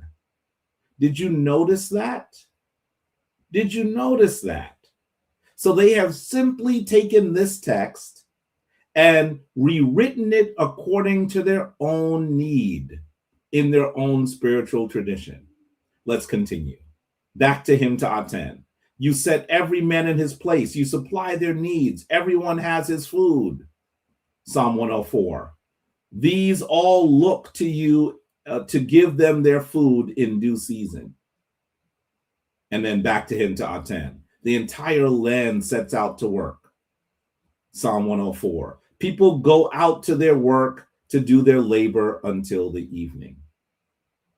So what I want you to do is understand that there are so many similarities to this that biblical scholars are now acknowledging that Psalm 104 was greatly influenced by the hymn to Aten. Let's continue. Hymn to Aten. The fish in the river dart before you. Your rays are in the midst of the sea. Psalm 104. Yonder is the sea, great and wide. Creeping things immeasurable are there. Hymn to Aten. Birds fly from their nests, their wings greeting your ka. Psalm 104. By the streams, the birds of the air have their habitation. They sing among the branches. Hymn to Aten. He makes waves on the mountain like the sea to drench the fields and their towns. Psalm 104. You make springs gust forth from the valleys. They flow between the hills. The trees of Yahweh are watered abundantly. If you read these two together, you should recognize that one of them is quite similar to the other. But these are not similarities. One of them is older than the other. Understand that the biblical book of Psalms seems to have taken directly from a Kemetic text. And by the way, we know exactly who wrote the Kemetic text. So, if the Bible is the word of God, why are Kemetic texts copied into it? There's a fundamental question. If the Bible is literally the word of God, and I know I heard that thousands of times as a child up into my young adulthood. If it is the word of God, why are Kemetic texts in it? Explain that, please. And why have they been altered, sometimes minutely, to suit the narrative that is being given to us? According to Jewish tradition, the book of Psalms was written by Adam, Melchizedek, Abraham, Moses, David, or several other important personalities. I know that these are the names that I heard. Let's continue. I want you to listen to someone who is quite influential. His name is John MacArthur. And you should know that the journal Christianity Today considers him one of the most influential preachers of our time. He's the pastor of Grace Community Church, a non-denominational church in Sun Valley, California, and he's been there for 50 years. In fact, I have not looked at him recently. I usually do when I talk about him. Why? Because I want to know, is he still alive? He's been there for a long time. Someone search, I'm doing it here, but I don't know whether it's going to, no, he died. Oh, he died last year? He died July 14th of 2025. He died last year. Listen to this. He was the pastor of the Grace Community Church for over 50 years. He was the editor of over 150 books, including the MacArthur Study Bible, which sold more than 1 million copies, receiving the Gold Medallion Book Award. He argues that the Bible is infallible and that the Word of God, and that infallible is the Word of God, and that God does not lie. Listen for a little bit to John MacArthur. Obviously, this ministry is totally dependent upon the Word of the living God, the Scripture, the Bible. We are committed to the Word of God as absolutely true, and we are committed to every phrase and every verse and every chapter and every book as having come from God Himself. The only way we can know God and His will is to have it given to us in a way that is unmistakable. And God has chosen to do that in a book, the Bible. The other night I had the opportunity again to be on CNN and to be in another one of those discussions with people who did not agree with me. It seems to be my lot in life. And they are usually exceedingly disagreeable. And whenever I am in that kind of environment with unbelievers, other religious leaders, people with other moral viewpoints, I really only have two things to say. And whatever the conversation is in one way is immaterial to me. The subject doesn't matter a lot to me. I'm just looking for ways to say two things. One of them is that Jesus is the only Savior. And the other one is that the Bible is the only authority from God. And I want to say those in whatever way I can, calling people to the single authority of the Word of God as over against all human opinion, and to the only Savior as Jesus Christ as over against all human religion. God gave us a book, and in that book He spoke.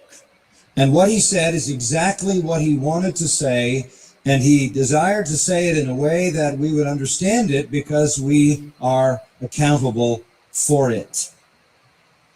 God has spoken, and He has not mumbled, and He has spoken clearly, and He has spoken precisely and exactly and directly to the matters that concern Him and concern us. And God has sworn in His revelation, the Holy Bible, that He has spoken the truth, the whole truth, and nothing but the truth. This is true. It is all true, and nothing in it is untrue. It is also all the truth that God desired to reveal to us. The rest is left for us to know in eternity. Wow. And the Bible alone is the true word of the one true God who does not contradict Himself, who does not write other books that say other things that are contrary to what He has said in this book. There is only one God, and He has spoken in one book. All other supposed revelations from God are not at all from God. They are the concoctions of men, and for the most part, demon-inspired men. From the Quran, for example, the Bhagavad Gita, the writings of Mary Baker Eddy, Patterson Glover, Fry, Book of Mormon, Joseph Smith, to all the false prophets, all the seers, all the cultists, all the religious gurus, all the religious leaders, all the world religions. It is all deception. It is all fabrication, both human and demonic. It is all wrong. God has spoken, and He has spoken in one book, and that book is the Bible. Now that simplifies the issue. It is not complicated to sort out the matter of religion. Most people think it is complicated to sort out the matter of religion because there are so many competing religions, and the idea today is to be tolerant of all of them and to allow everyone to embrace their own religion, feeling that it's all ending up in the same heaven of heavens, no matter how you approach it. But the Bible claims just the opposite. That anything that contradicts the Bible, anything that is a competing source of revelation to the Bible, is not from God. If it is not contained in the 66 books of the Bible, it is not the Word of God. If it is not in the 66 books of the Bible, God didn't say it.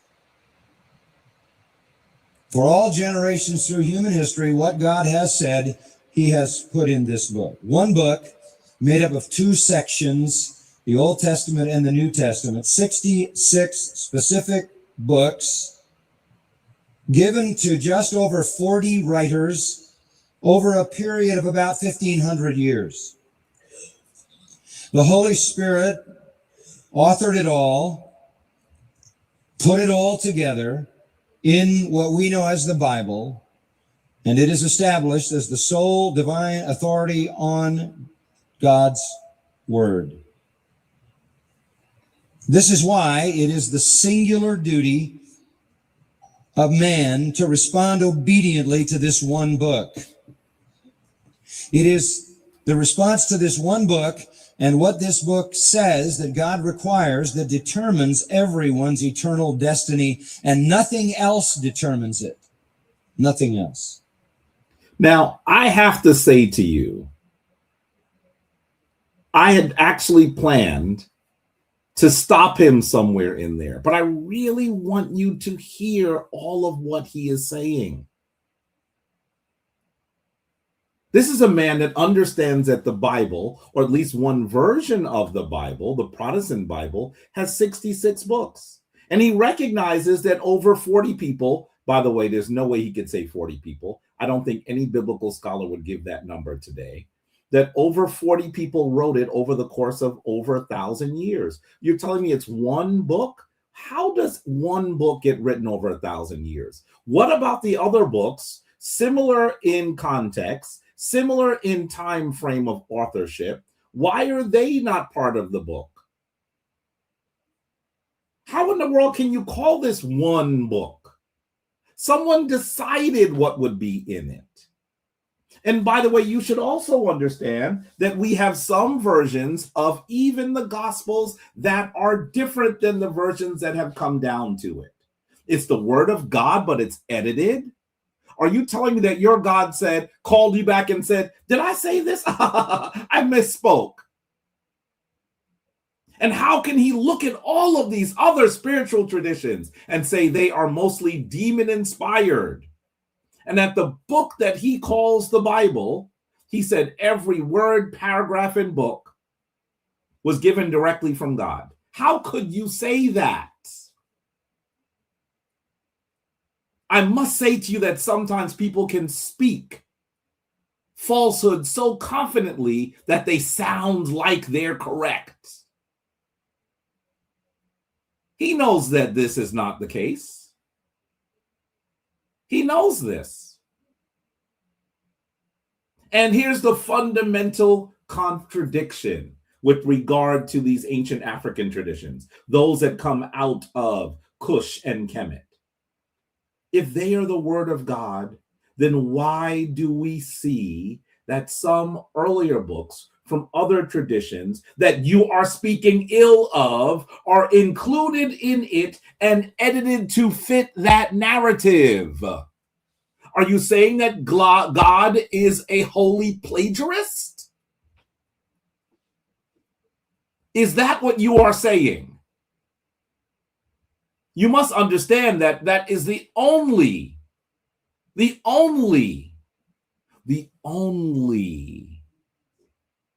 conclusion that we must come to based on what you have said.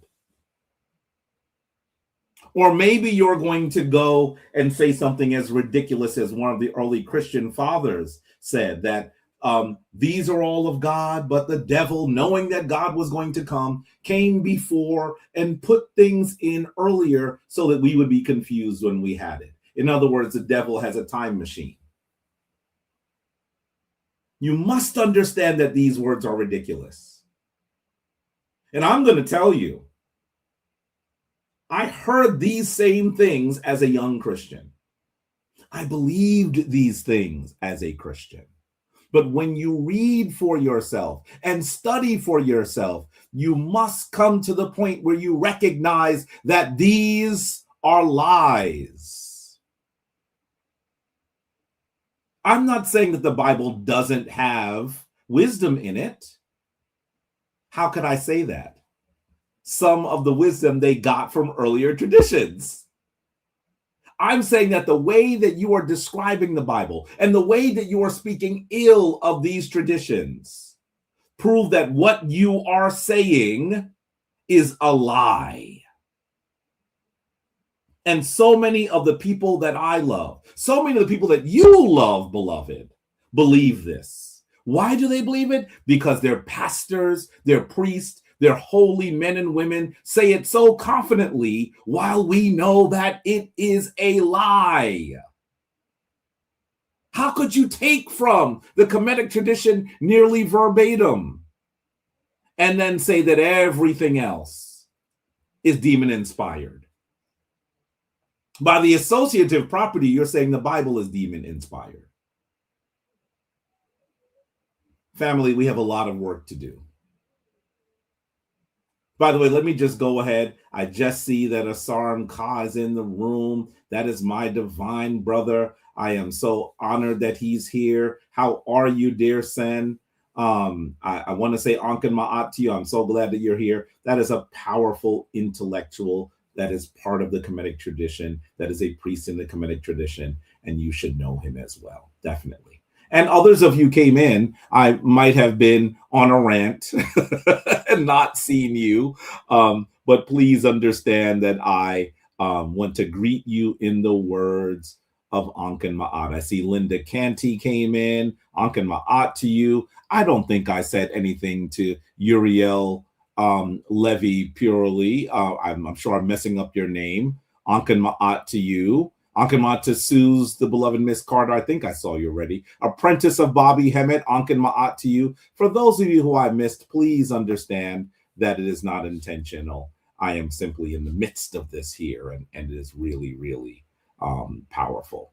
Look at what Gambino Green Thumb says. He says in Origen's book, he says in De Principilis, it says we should not reject anything that is true, even if it comes from Greek philosophy.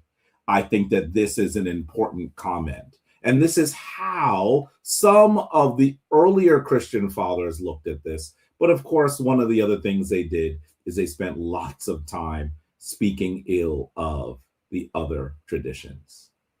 So you might have a question here. How did that hymn to Aten get into the Bible?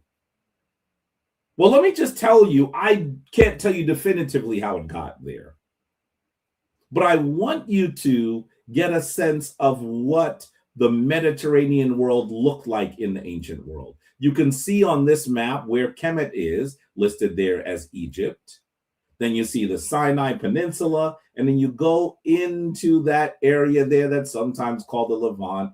You can actually see where the Gaza Strip is. You see where Tel Aviv and Jerusalem are, where the West Bank is. And as you go into Lebanon, what will you actually see? You'll see that there's a little city that is so close to all of this, and that is known as Tyre.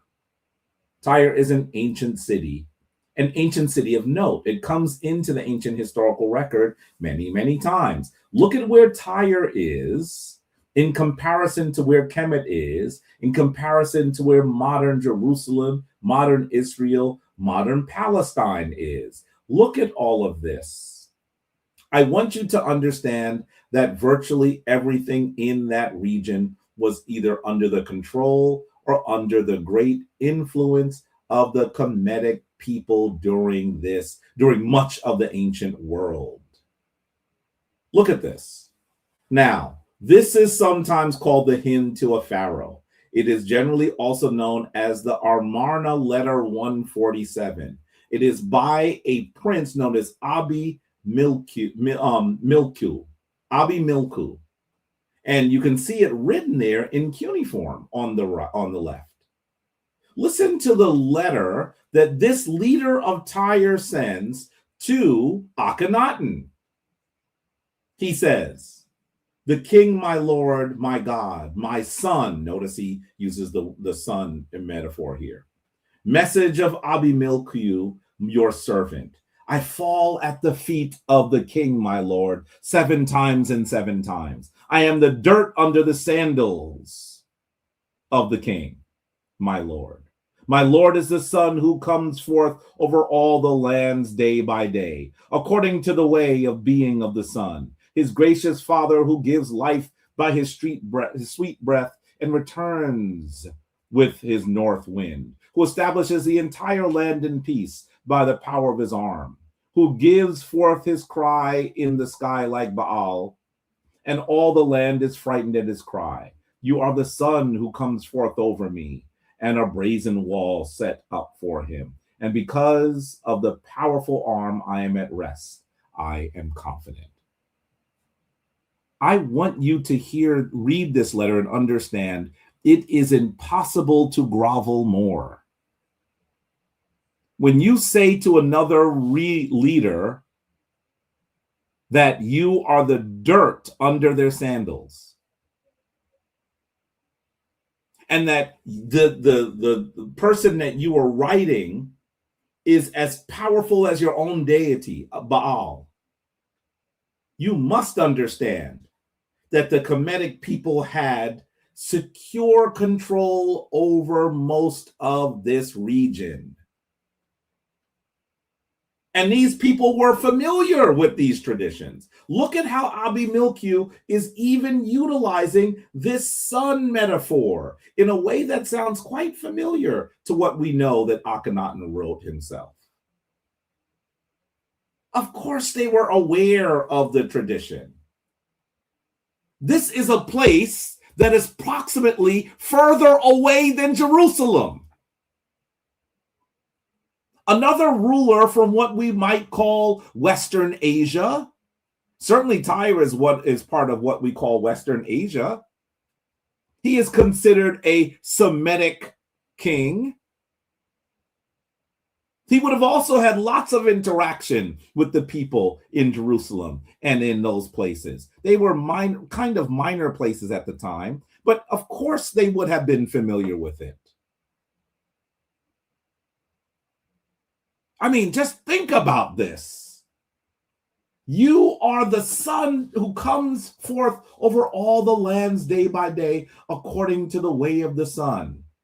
His gracious father who gives life by his sweet breath and returns with his nostrils, with his north wind. By the way, the north wind in Kemetic literature is often described.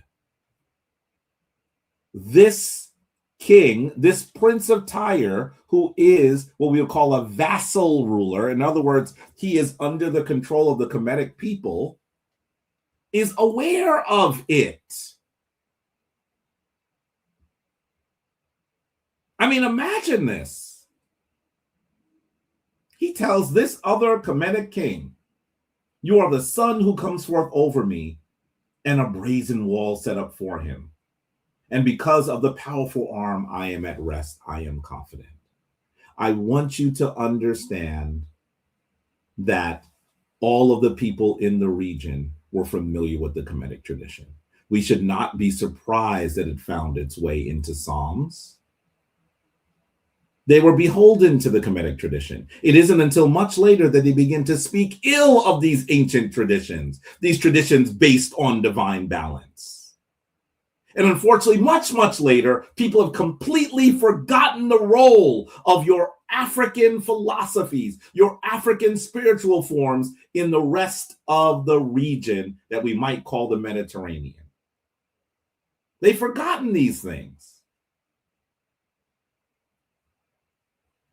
I'm going to tell you that most people who have gone to seminary are familiar with this letter.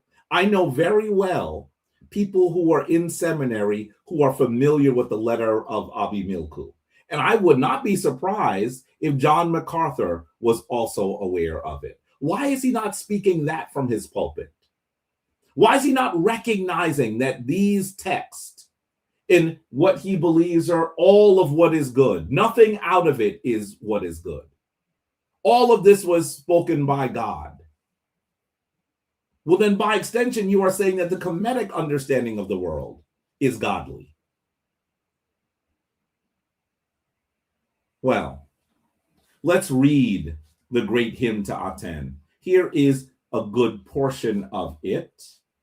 And you should know that it was probably sung. That is the reason why they call it a hymn. Let us read it, because I want you to read from the text itself. Get the text and read it. You do not need to simply listen to me. Have a relationship with the text yourself. Let's read. It says, praise to Ra Harakti, rejoicing on the horizon, in his name, and Shu, who is in the Aten disk, living forever and ever, the great living Aten, who is in Jubilee. Lord of all that Aten encircles, Lord of heaven, Lord of earth, Lord of the house of Aten in Akhet Aten. And praise of the King of upper and lower Kemet, who lives on truth, the Lord of the two lands, Nefer Keperure Wa-en-Re, the son of Ra, who lives on truth, the Lord of diadems, Ak-en-Atan, long in his lifetime. And praise of the chief wife of the king, his beloved, the lady of the two lands, Neferu Aten, Nefer-iti, living healthy and youthful forever and ever, by the fan bearer on the right hand of the king. Let's continue. This is the song. So that was a description of who was giving the song. This is what it says. It says, he says, thou appearest beautifully on the horizon of heaven, thou living Aten, the beginning of life. When thou art risen in the eastern horizon, thou hast filled every land with thy beauty. Thou art gracious, great, glistening, and high over every land. The rays encompass the land to the limit of all thou hast made. As thou art Ra, thou reachest to the end of them. Thou subdueth them for thy beloved son. Though thou art far away, the rays are on earth. Thou art in their faces. No one knows thy going. When thou settest in the western horizon, the land is in darkness in the matter of death. They sleep in a room with heads wrapped. No one sees one eye the other. All their goods which are under the heads might be stolen, but they would not perceive it. Every lion is coming forth from his den. All creeping things they sting. Darkness is a shroud, and the earth is in stillness, for he who made them rests at his horizon. At daybreak, when thou ariseth on the horizon, when thou shineth as the Aten by day, thou drivest away the darkness and gives thy rays. The two lands are in festivity every day, awakened standing upon their feet.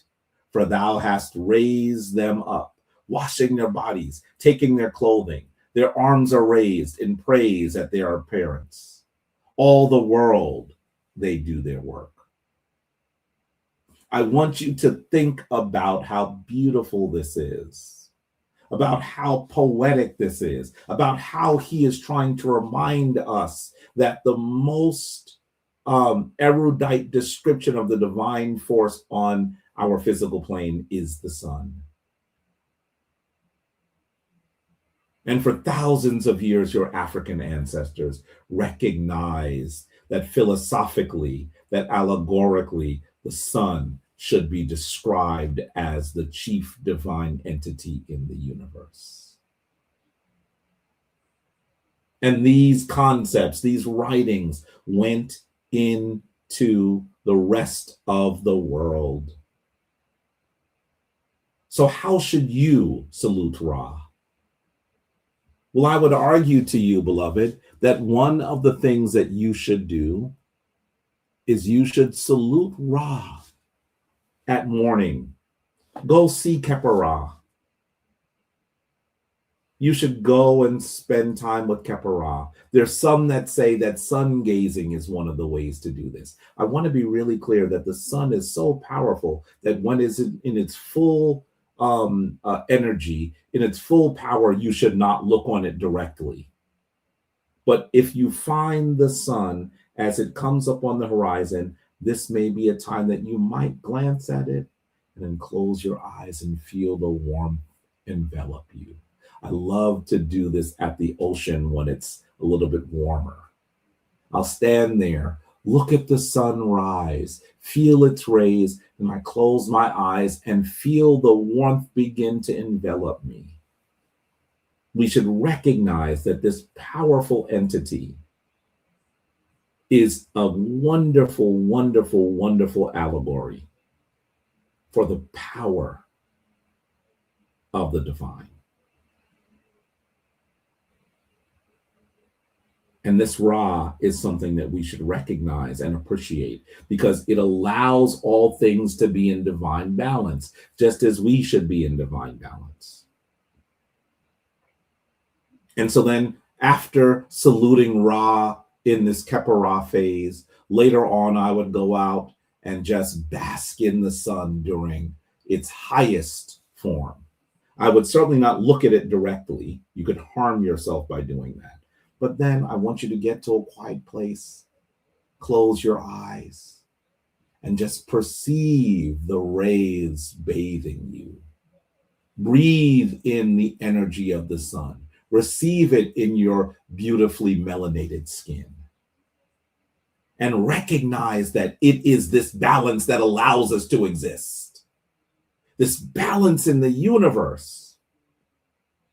In the Kemetic tradition, Ra had always had to fight back darkness and do battle with the pep.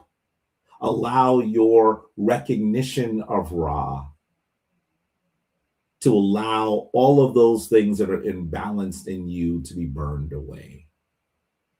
And then you can return as the sun goes down and sit there. And this may be a moment when you can gaze at the sun again and just feel it as even the temperature changes, as the rays are no longer bathing you, and understand that you have been imbued with divine energy, that the very vibrational quantity of these rays are what allow you to continue to live, allow you to take in sustenance. In fact, every bit of sustenance that we take is essentially us trying to get the energy of the sun into our person.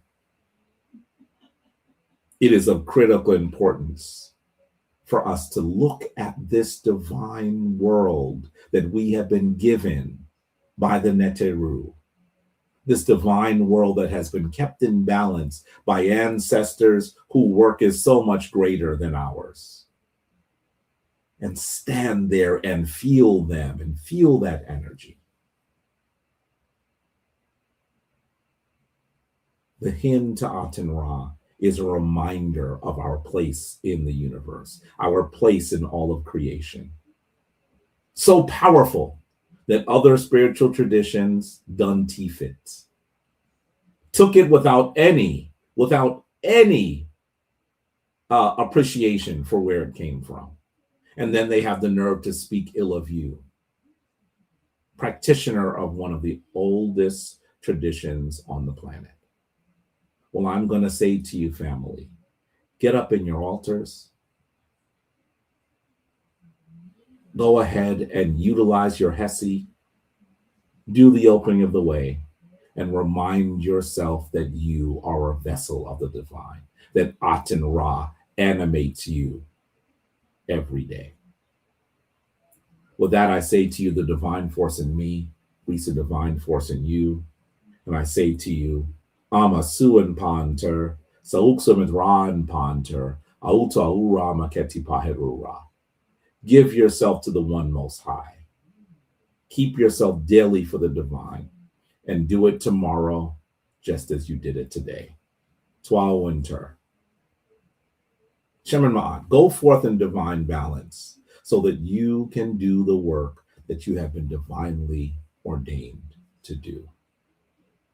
Family, I look forward to seeing you soon. Get out there and enjoy the sun. In many parts of the West, where many of you are, this will be a beautiful day. Enjoy it. And remember that this too is what the divine have bequeathed upon you. Shema Ma'at. I'll see you soon. Peace.